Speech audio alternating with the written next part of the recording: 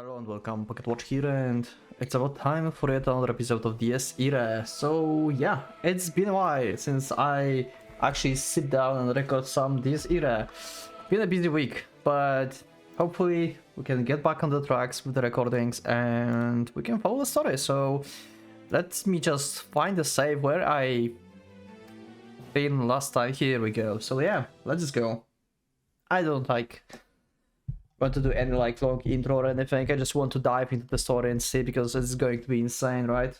Both her consciousness and body floated in the air. The ever-conscious, continuous sensation of rising went on for a while longer, until she finally landed on her determined spot. Yeah, it's real. The first thing to fill her vision was a field of flowers. Scenery she had seen once before. Hell of the actual affectionate love welcomed Ryahimuro to its confines with blooming flowers. Also, thanks for clarifying to me in the comments in general that Rhea is not dead. Basically, it's not how it works. So yeah, thanks for clarification on many things basically under the previous episodes. I made a lot of confused mistakes. Again, it seems like the place of her damnation did not change. The brisk atmosphere and the scent of flowers remained the same as before. The light breeze gently caressed her cheeks, and as such, she could not keep disappointment away from her heart. Nothing had changed. A picture was worth 1,000 words. Is there Trifa's body? Rhea shook her head, casting the dark thoughts away. Now was not the time for idle thoughts. Things had changed, and she would prove it. Believing that she was not invited here without a reason, she stood up, out of her own volition. She took a step on the lush ground and looked about the paradise one more time. Falling flower petals, the scenery seems as gentle as always. The air carrying the scent of earth, flowers and honey. A hell that looked like paradise. Anyone would mistake it for heaven before tasting the burnt of its true nature firsthand. Alfheim was that beautiful and at the same time terrifying to the bone. At the very least, it was bad enough for her to never wish to come here again. It's I don't think mythological Alfheim is beautiful, right?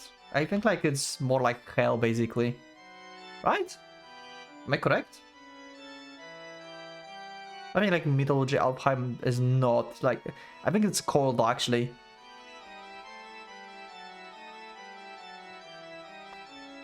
It would turn excessive love into malice, affection, love, the inability to give something up, the refusal to forgive, a whirlpool of misery bred by all such emotions. This was a graveyard pierced by love, be it excessive or deficient. A night tangible sorrow filled its every pore.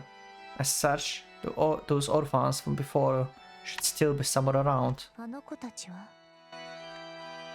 She couldn't find a single soul. The smiling, joyful children who kept repeatedly dying did not exist in this place. She could figure why Schreiber wouldn't be around, but why no one else? I mean, Trifa said before that I don't think he said it out loud or something, right? Or maybe the Rhea didn't heard him, but he said he figured out that his craving and himself been keeping these children here. So when he actually passed on with his convictions and everything, he understood everything, then probably the children could just pass away as well, and they are not trapped here anymore because Trifa basically let them go. The priest, resuscitated father, was seemingly nowhere in sight. Rhea felt like a lone flower in the entire garden. Strange. This was the eternal torture chamber for affection and hate. And also, yeah, Rhea doesn't know that Trifa is dead. I think, right? No, she should know. Okay, I don't know. Not sure, not sure. No emotions or obsessions, but it seems like she doesn't know, based on this. No emotions or obsessions could come into being without having a target, and thus it made little sense for her to be here alone. Is there going to be Isaac? I mean, Isaac started talking about love recently, so... But her confusion soon changed to conviction. Who did she think of upon entering this castle? Who did she wish to address? Who did she have in mind as she fell into this paradise? There was but one person in her mind, and that was why she found herself here. Her scheme moved along the right track. There was nothing strange about her current situation. She inhaled a deep breath, stealing her resolve. Okay. Let's see. So basically, Isaac is like prisoner of love, if you think about this. Because he cannot like reach love, basically, like love he wants from Reinhardt, like from father to son. He's like trapped in this hell as well, I guess. I mean, he's like... This is kind of... Maybe he's not trapped, okay, sorry, my bad. Because he's like still part of the castle and he can be like wherever he wants, basically. Like Schreiber been here and he's not like trapped here, right? So, yeah. But this is perfect place for them to talk since Isaac is like starting feeling emotions now. And the lack of love, basically, made him malicious towards Mercurius. Because he figured out that Reinhardt cares about Mercurius in different way than he cares about everything else. And he got jealous. So that's probably that. That's why he's like lurking around in this place, I would say.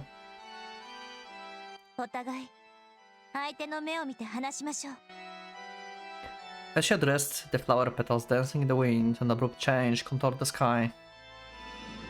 Okay. Oh! Oh, wow! That's new! Holy shit! To be honest, yeah, he looks like young Trifa. Yeah, like, he have like exactly the same hair like Trifa.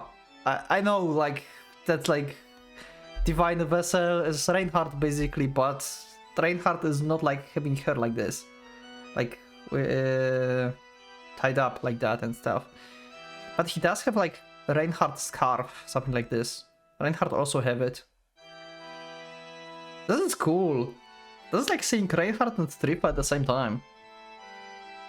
Though they have the same body. The emptiness momentarily erupted, and a young and imposing boy emerged from the rift. Beneath his clean, clerical garments, his skin was white as milk. There was a certain dignity and eminence to his bearing that did not suit his age. Okay. Both his eyes sparkled gold. Okay, yeah. Doesn't look evil though. There was not a hint of emotion in those vessels of glass. He clearly did not regard Rhea as the fellow human being. Yep. But he did not also... he may have no emotions, but that also mean that he's not evil. If you think about this. There was a look one gave to insects or stones. He merely glanced at the rubble, a noisy ant out of many, with utmost indifference.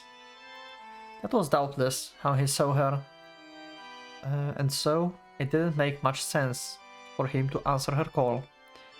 As such... Oh! He's just like, yeah, we gotta like bring castle back, so come on, let's like die for me.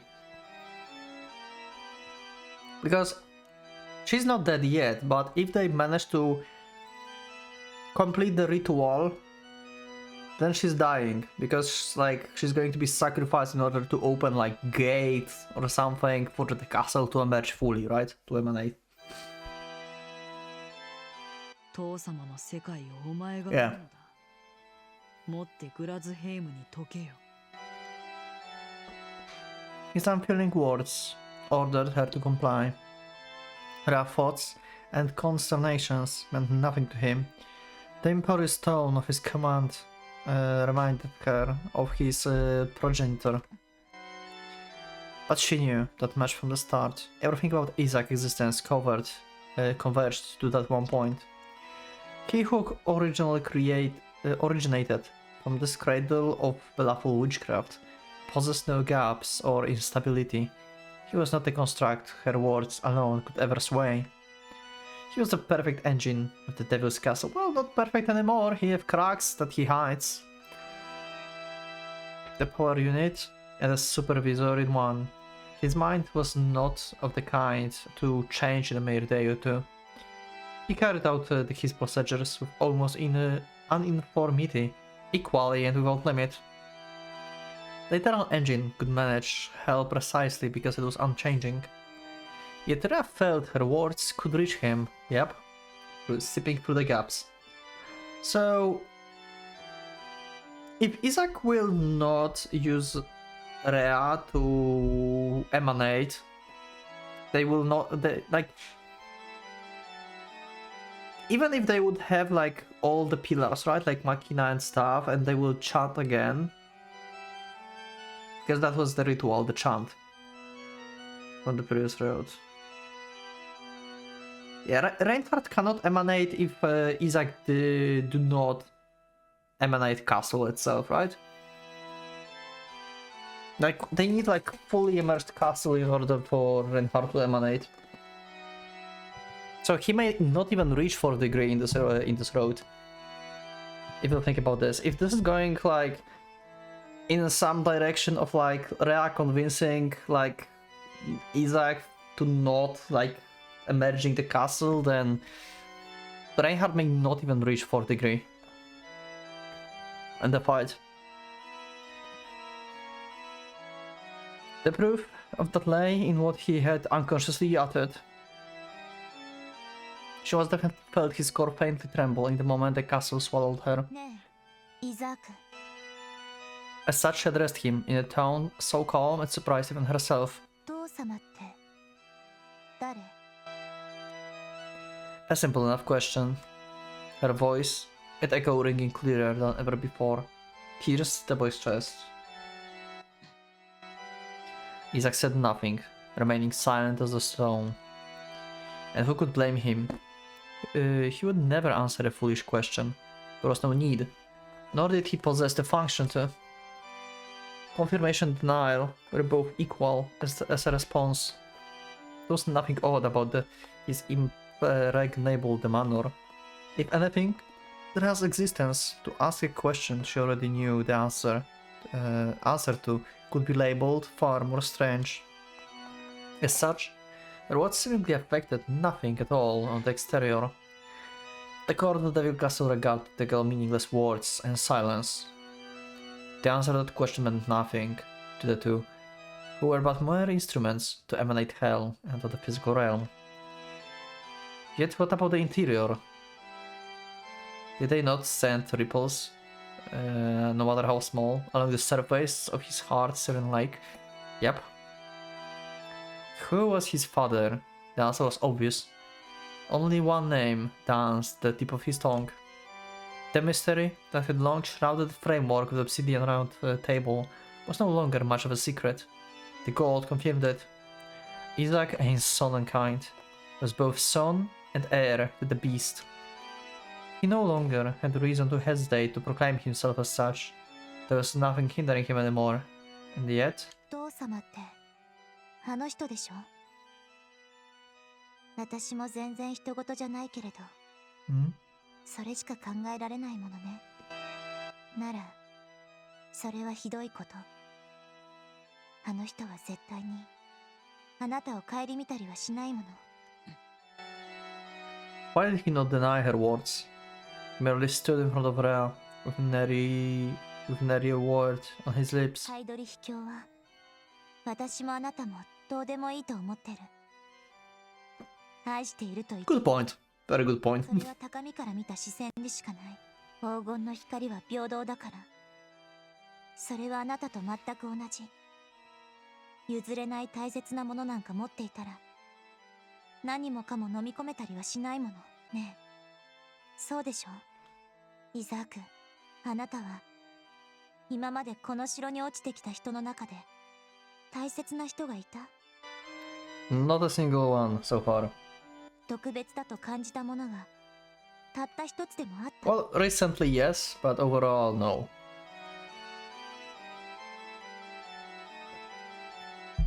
I mean, even like, he cannot even admit this, to be honest, because he felt like, he said like before that he never felt anything when Lisa came to this place, even though he's like aware, I think, something like that, right? Like, it doesn't like,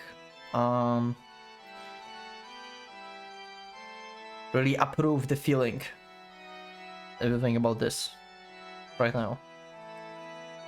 Isaac made no answer. He remained inert as a stone, while the girl's lonely voice crashed upon him like the surging waves. It was hard to tell if he was even listening at all. He remained motionless, staring at her with a pair of hollow golden eyes like a mute doll. Yet the answer reached Rhea all the same. Those eyes saw nothing. Even his own mother was just another brick to this castle. Yeah, he said that before. An immaterial host who carried him for a few months inside her belly. That outlook mimicked Reinhard Heydrich perfectly. As such, there was something Rhea had to tell him no matter what. Oh wow. Yeah, just confronting him like, yeah, just like you see everyone else, like, you are just like that for Reinhard. 何も変わらない。あなたにとってのリザが皮肉だね。自分で証明しちゃったんだ。どれだけ尽くしても温かい言葉をかけても She just love you like everyone else. 血のつながりなんて関係ない。平等な価値観に揺らぎはない。The roles had merely been switched. Much like the son remained unfeeling towards his mother's death, the father felt nothing for his son. He would forever remain a mere gear, a lifeless part of the mechanism. あなたの思想、あなたの認識、それこそが誰にも愛されない証明なの。Reinhard Heydrich would not give even his son a second glance. He prized and treasured all things in the world with absolute equality, outside of Mercurius, because Mercurius is special. Like father, like son. The saying rang true indeed. The mind of a devil that failed to find true value in the entire cosmos, ravaged by the hunger to devour all, yet unable to appreciate a single thing. 全部好きってことは全部どうでもいいってことだよ。Yeah. Yet Isaac did not even bat an eye at her words. I mean, he's aware of that, but he's still...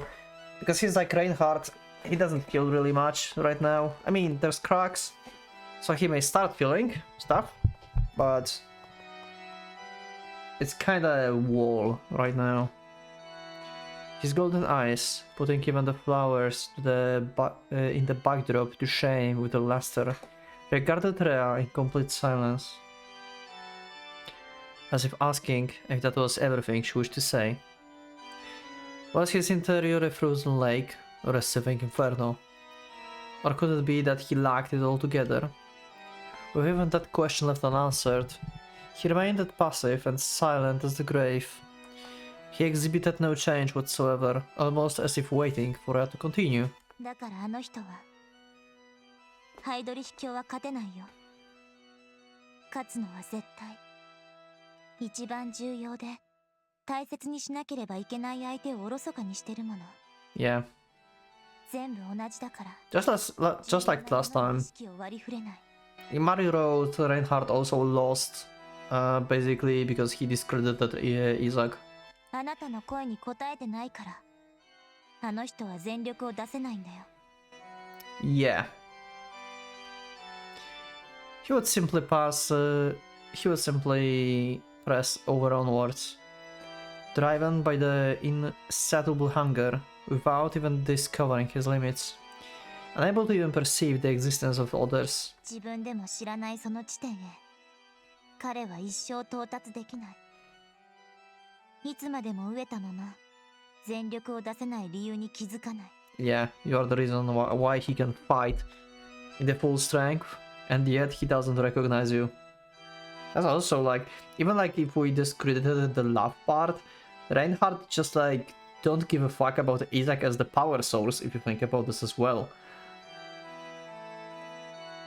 Reinhardt just like cannot comprehend that without Isaac he's not that strong. I mean, Ren can emanate, well, Ren can emanate with Mari, so it's pretty much the same principle here, right?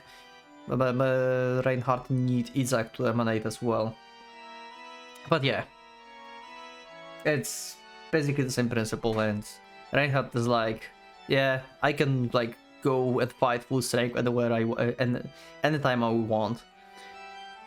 And he just like, just don't comprehend that Isaac may at some point just like say, nope, I'm not giving you my power.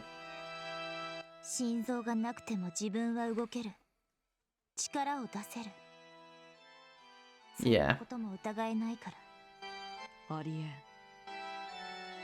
えん。Isaac finally broke his silence in response to the most absurd of notions. His consonant voice drifted through the air like mud. It was not like the accusations moved him. Her feelings did not penetrate his being.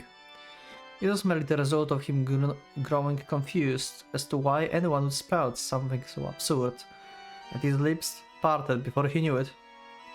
A conversation came to be between the two. 頭の出来が劣悪だな、テレジア。お前は単純な比較もできんのか。What an incredible fool. In that moment, his golden eyes gazed upon not an insect, but an utter fool. 仮にお前の言葉が真実だとして、だからどうした？父様は。黄金は無敵だ。破れることなどない。誰にも倒せん。I wonder if Isaac is not aware of his importance, really. I think he's not aware. It seems like it. 全力を出せぬ。ならば負ける。まさか、それこそ無双だ。幼稚なざれ言に過ぎんだろう。絶対とはな。非するものがないからそう呼ばれるのだ。An ant could exert all its strength, but that would hardly make it a legendary beast. And no matter how abide a bird, it would never fly above the moon. あの方を人の物差しでなぜ測る？それこそ無粋だとまだわからんか。I mean, he's a human. ほんの少し撫でただけで皆平服す。誰であろうと例外はない。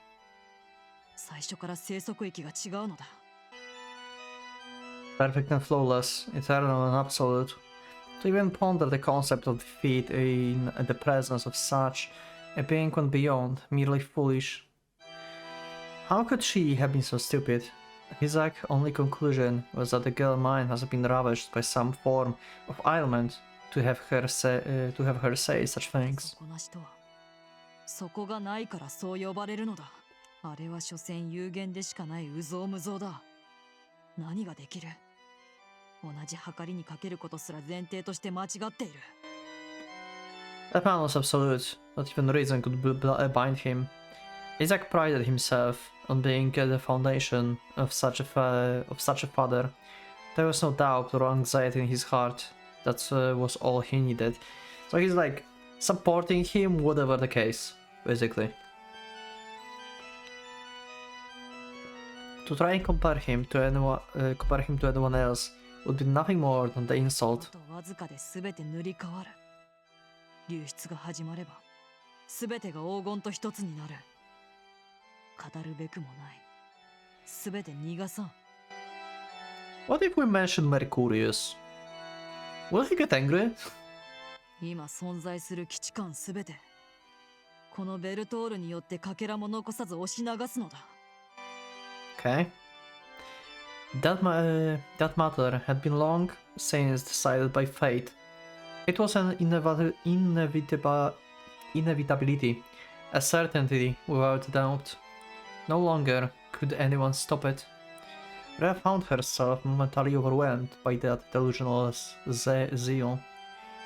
He was an ally, born with unwavering will. Neither heat nor force could bend it, a mechanism fashioned for that sole purpose. He was different from mere earthly metals. He existed on the realm where arguing human loves and feelings had no meaning. It was equivalent to trying to communicate with a being from another dimension with a human language. There was simply no way it could have gotten through to him. As such, the development Rhea secretly hoped for vanished like morning mist. Nothing could reach him. She could not upset him. Mentioned Mercurius. Somehow figured out Mercurius. I know, like, she have like no way of thinking about Mercurius right now. Like, why would she even mention Mercurius at this point? But yeah, that's the thing that can like move him, probably. As a result, she had known beforehand, out of options, she could be of no use in the end. Their conversation had become a mere confirmation of the fact. But one single thing he uttered puzzled her. That phrase, for some reason, still lingered in her ears. Ah, they would extirpate the old world, and for that end, they had to emanate their castle. That fact alone kept her suspicious. The way he phrased it seems odd and natural. Remember, think over those words one more time. He even said the word would be painted over. So yeah, someone else is right now above Reinhardt. So she's going to figure it out Mercurius, isn't she? As if he was talking about a picture. しかりだ。我らはすべてを押し流す。流出とはな、ただエイビヒカイトの最終異界を示すのではない。それは座の交代。世界に対する。Okay. みそぎのようなものなのだ。Isaac seems to know more than we thought, to be honest. Purification, washing dirt away. So that's what was puzzled. So that was what puzzled her. She simply could not connect the emanation of hell with the concept of cleansing. Wait a second, that was still strange. She was about to ask another question before promptly stopping herself. Her thought plumbed through the depths of her consciousness, comprehension spreading through her like a drop of ink. She began to tremble. She did not wish to comprehend it. An absurd truth was taking shape within her mind. All became gold, the inheriting of the throne, the purification of the world. All those words converged to a single point, an answer that transcended all human comprehension. The mere thought of which rendered her completely and thoughtfully speechless. So she just realized that that means becoming a god, basically.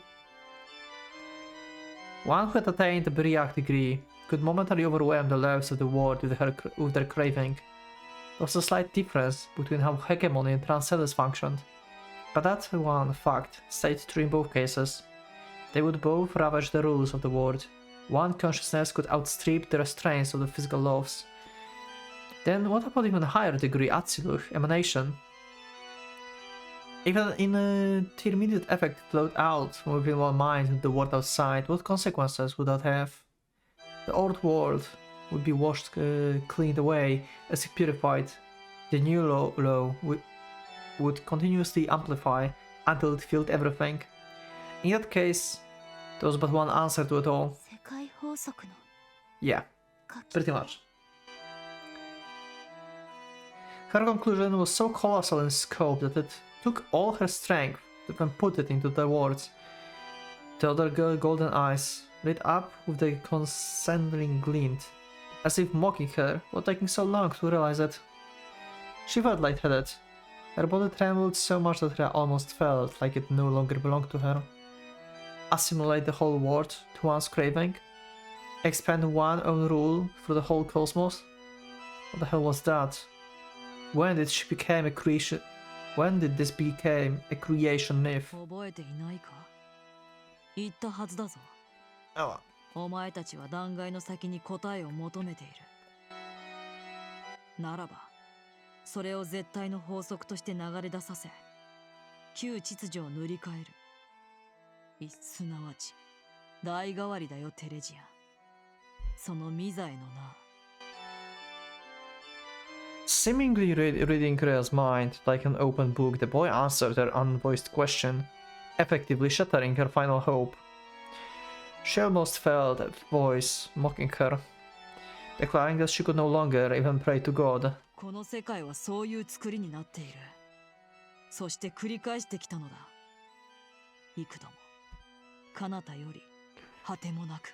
This is what I've been wondering in the previous episodes. It already came to pass numerous times, so like I don't know how Isaac would know about this. So he just like I guess assumed that. But was there like any other person before Mercurius that emanate?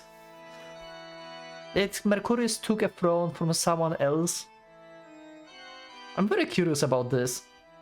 流出へ至った絶対者による世界法則の塗り替え。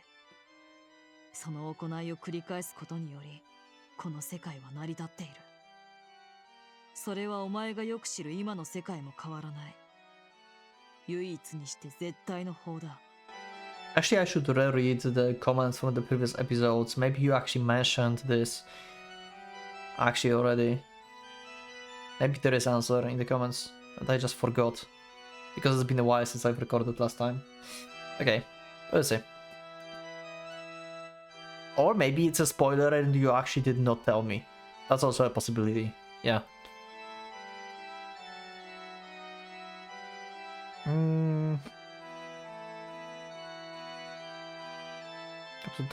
Yeah, okay.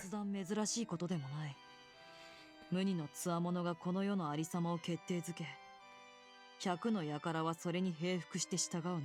だから代替わり。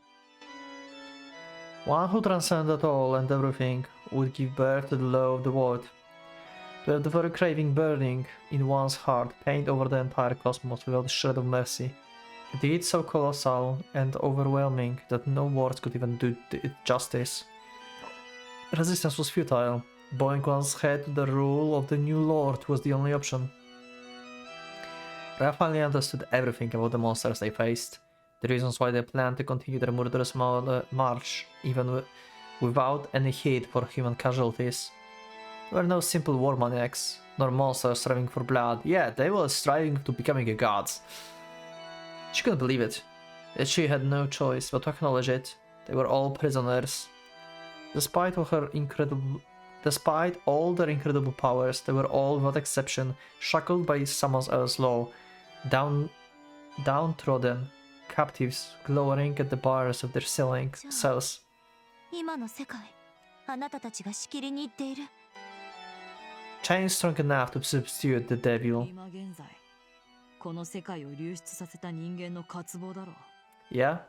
And you don't know it's Mercurius, right? 元人間というべき。I think like Isaac still don't know. I mean, after all, even Reinhardt doesn't know. Reinhardt mentioned in the previous road, I think, like if he would know, then he would try to fight Mercurius.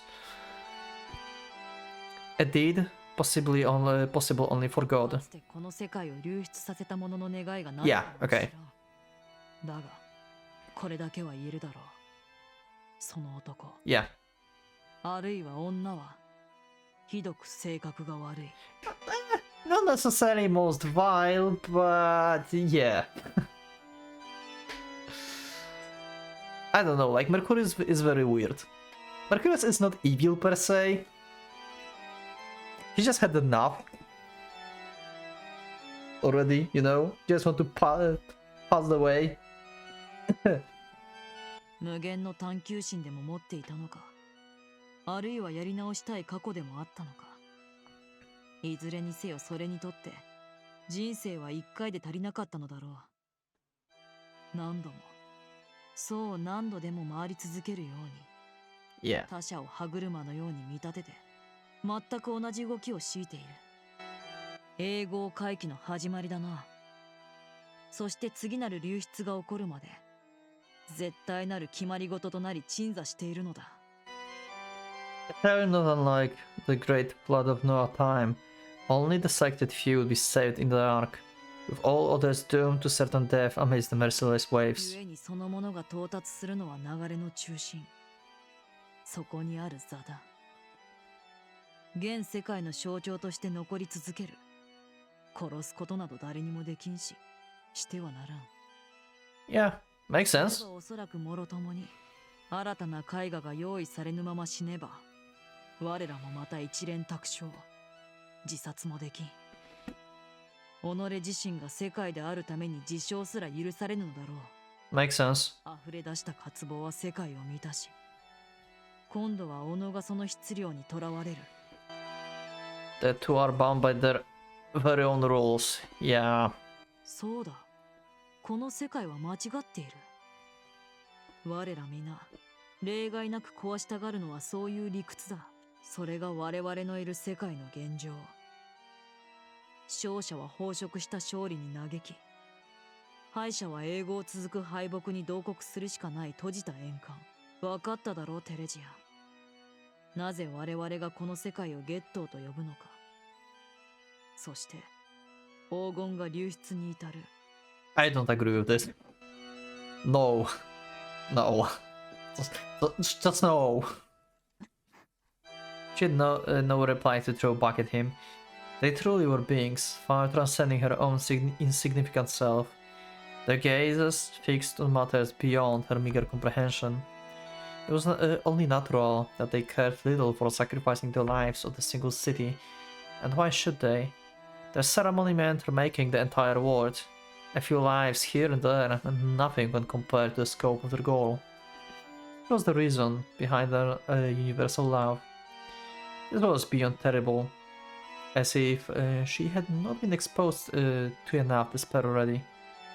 Like Nidhogg feeding on the roots of Yggdrasil, they would remark upon and devote themselves to their mission with a marble wheel, the chirping of pebbles and insects, and amusing background noise to fill their ears.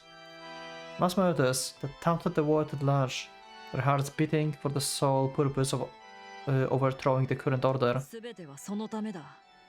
私もお前もそのためにこそある。Unquestionable and supreme, showing their hesitation or the heightening of his spirits, Isaac took a step towards her like a ghastly apparition from the horror story. 光栄に思って叱るべきだろう。黄金の礎たる栄光。まさかとは思うが、ここまで聞いて拒否するほど壊れてはいないだろう。Obviously, we are going to refuse. テレジア、お前に不備は許されん。我ら血肉の一辺までも、父様のためにのみ存在するのだ。Yeah, fuck Reinhardt. 役目を果たせ。老気せよ増年金と。不臭の漂うグズの思想などしてくれるな。He stood before her now, proclaiming that they would finally become the true heart of their father. Is Isaac... Okay, is Isaac higher than Rhea or not? What's his height? I just realized, like, this guy can be like extremely small.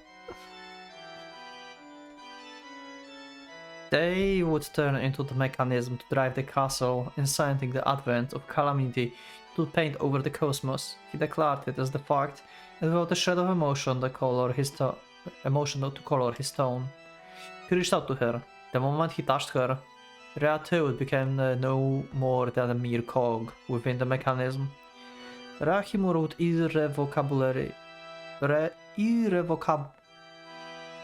The fuck? Irrevocably? Okay. turned into a part of the Devil Castle. She observed the slowly approaching end to her very existence with impassive eyes. She wasn't blind to them, nor did she decide to give up, but she wasn't looking for the opportunity to attack. She remained immobile because she had been too deep in the thought. She did not resist because she had already made her resolve. イザーク、もう一つだけ教えて。流出によって世界は塗り替えられる。今は基地間で塗りつぶされているから。ハイドリ秘境は。His fingers drew ever closer, accompanied by the affirming silence. Her words gained no time. Only moments remained till the fate would be sealed. They were a hair breadth away from her skin. The castle would swallow her in the moment they touched it.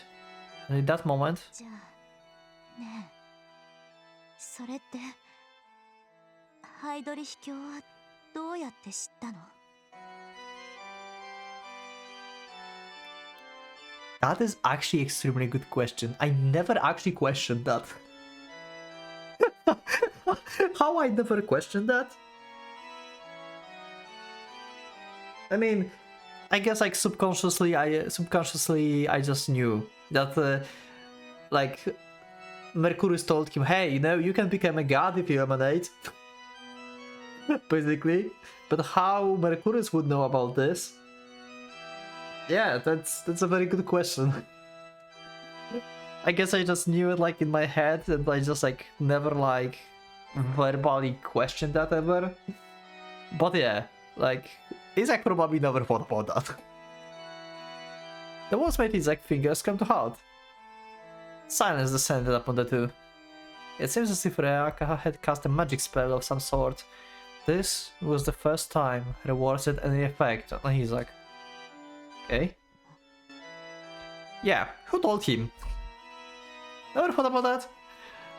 How the mere human can know about this stuff? The resulting silence was not that of affirmation. He lost himself in thought, looking for an answer to her question. He had no actual reason to reply to the insect, yet the question itself bothered him just the same. After all, it was not really a question but a statement. There was something clearly wrong with the casualty of it all. An obvious inquiry, yet he, with his hands still dangling motionless in the air, simply could not find a satisfying answer. The truth and the veracity of the emanation he had declared. Why did Reynard Redditch know of this apotheosis of sorcery? Upon deeper consideration, it was considered certainly a question worth pondering. For one, it was quite evident he could not have learned it through his own means. During his mortal life, the Golden Beast was an official of the Gestapo, feared among his contemporaries as the Hangman. He was not originally a sorcerer like Malleus. He could not possibly know about emanation. Then again, it was him they were talking about. It was possible he could not have noticed and figured it all out on his own. It appeared to coincidence with everything what happened to him down the road. Could it have led him to realize the true meaning of Advocate? But then why did he talk of it as the foreknowledge and not as something born of conviction? It most certainly seems like he knew the truth and not merely suspecting it. So basically, yeah, like, because he knew it from the foreknowledge, from the source itself. As if he had seen it with his own eyes.